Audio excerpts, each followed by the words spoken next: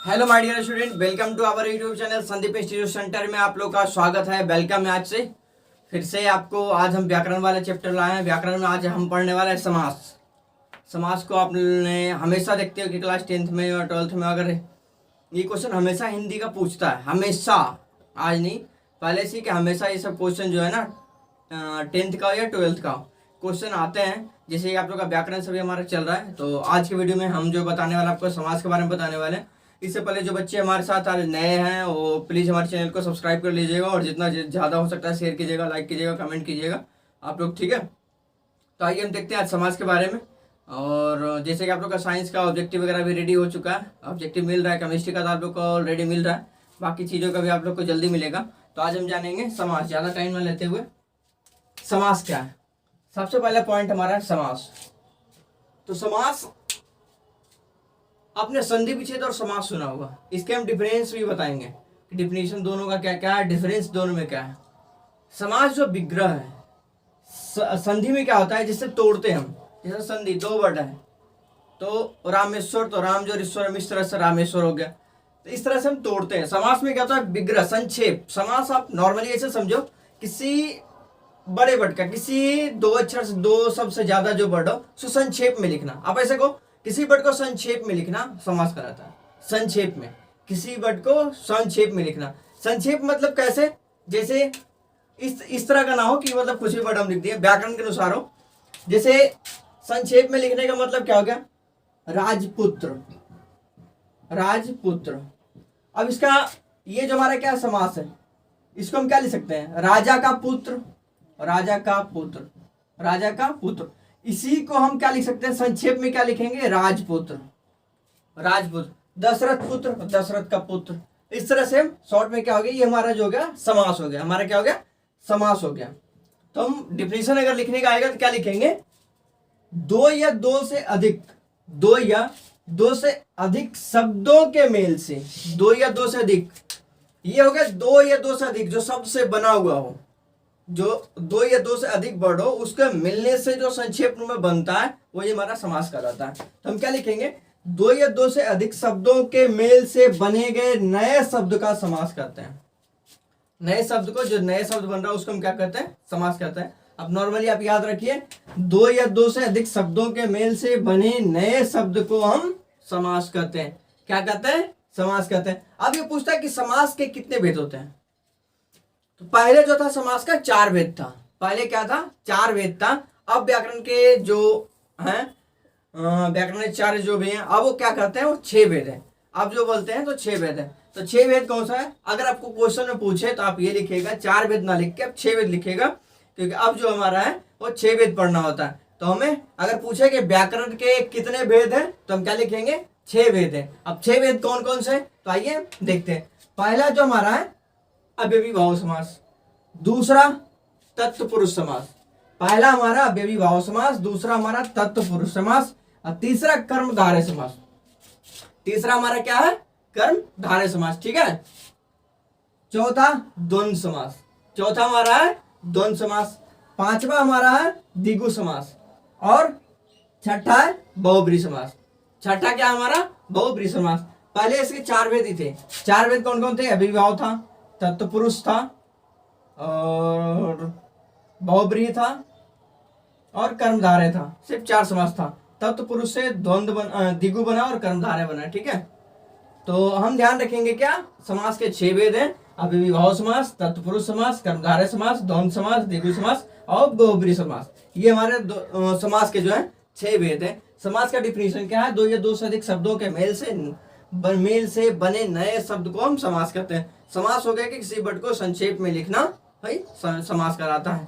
Short में आप ये याद रखिए, ठीक है। अब आगे इसका हम देखते हैं समास का पहला भेद का डिफिनेशन।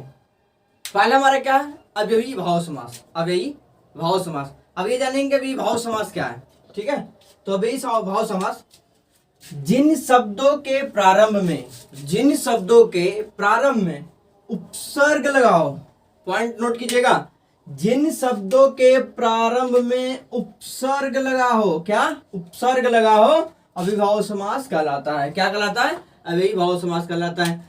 फिर से मैं बोल रहा हूं, जिन शब्दों के प्रारंभ में उपसर्ग लगाओ, मतलब प्रारंभ स्टार्टिंग कोई वर्ड जैसे होता है, यहां से मैं जैसा स्टार्ट कर रहा हूं यहां जा रहा हूं, तो ये प्रारंभ वाला, प्रारंभ में जो उपसर्ग लगाओ उसे हम क्या कहते हैं, अव्ययीभाव समास कहते हैं। जैसे यथा, क्या क्या हो, यथा, आवर, अनु, निर, प्रा, प्रति इत्यादि, ये सब चीजें लगाओ तो हमारे क्या, बिना सोचे समझे अव्ययीभाव समास पे टिक कर देना, बिना सोचे समझे अव्ययीभाव पे टिक कर देना। जैसे हमारा क्या होगा, अनुरूप, अगर विग्रह करते तो क्या हो जाता, अनु जो रूप, रूपों का, रूप का योग, रूप का योग, अनुरूप, अनुरूप, आ हो गया अनुरूप, अनुरूप, प्रतिदिन, प्रति, प्रतिदिन, ये सब क्या हो गया हमारा, अव्ययीभाव समास हो गया। ठीक है, नेक्स्ट पॉइंट हमारा क्या है, तत्पुरुष समास। अब हम देखेंगे तत्पुरुष समास।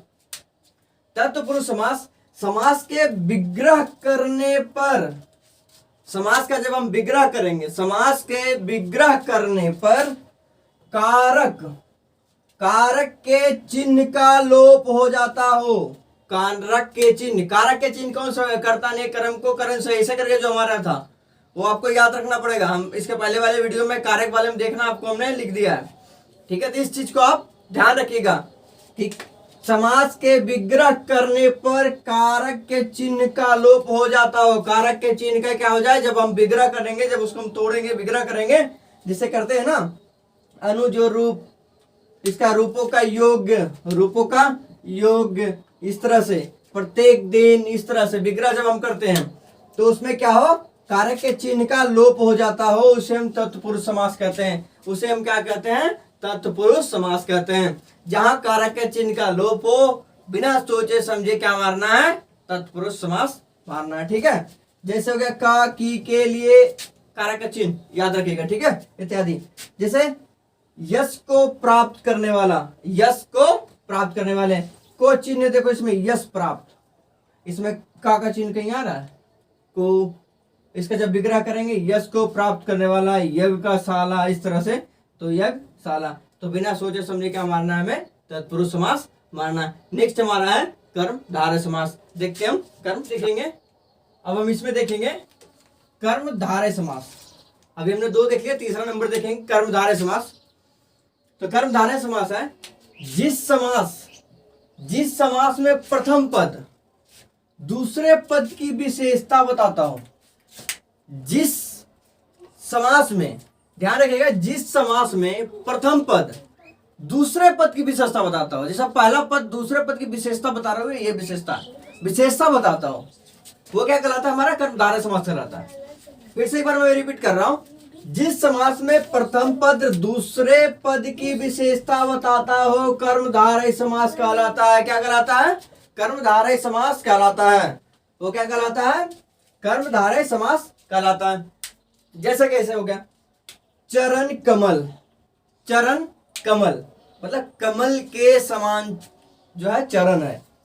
चरण कमल जो है क्या है, चरण कमल जो है वो क्या है, इसको जब विग्रह करेंगे तो कमल के समान, इसका मतलब यह है कि कमल के समान जो ये चरण है, इसका विशेषता बता रहा है।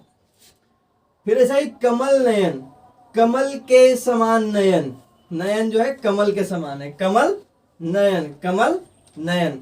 फिर नेक्स्ट है चंद्रमुख, चंद्र के समान मुख, चंद्र के समान मुख।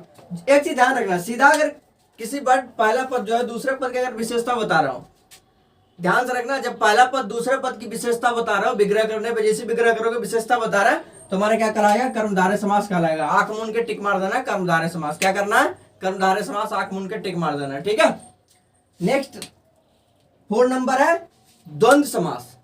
द्वंद्व समास क्या है, तो देखते हैं, यदि दोनों पदों के बीच, यदि दोनों पदों के बीच योजक चिन्ह लगा हो और विग्रह करने पर और या एवं आए तो द्वंद्व समास कहलाता है। तो क्या कहलाता है, द्वंद्व समास कहलाता है।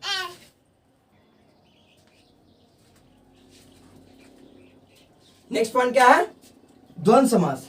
द्वंद्व समास यदि दोनों पदों के बीच, यदि दो पद जैसे हैं, जैसे कि क्या हो गया, पाप पुण्य, दो पद है, दोनों पदों के बीच योजक चिन्ह ये वाला योजक चिन्ह लगाओ और विग्रह करने पर और या एवं आए तो क्या कहलाता है? द्वंद्व समास कहलाता है।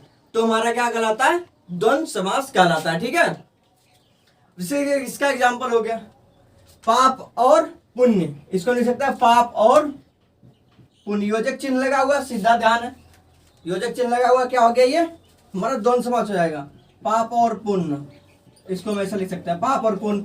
भाई और बहन, खरा और खोटा, इस तरह से हम लिख सकते हैं। अगर इस टाइप का वर्ड हो तो क्या हमारा कहलाएगा? नॉर्मल आप ध्यान रखना, हमारा क्या होगा? द्वंद्व समास होगा। क्या होगा? द्वंद्व समास होगा। तो अब उम्मीद है यहाँ तक आप लोग की दिक्कत नहीं होगी, यहाँ तक आप लोग का कंप्लीट होगा।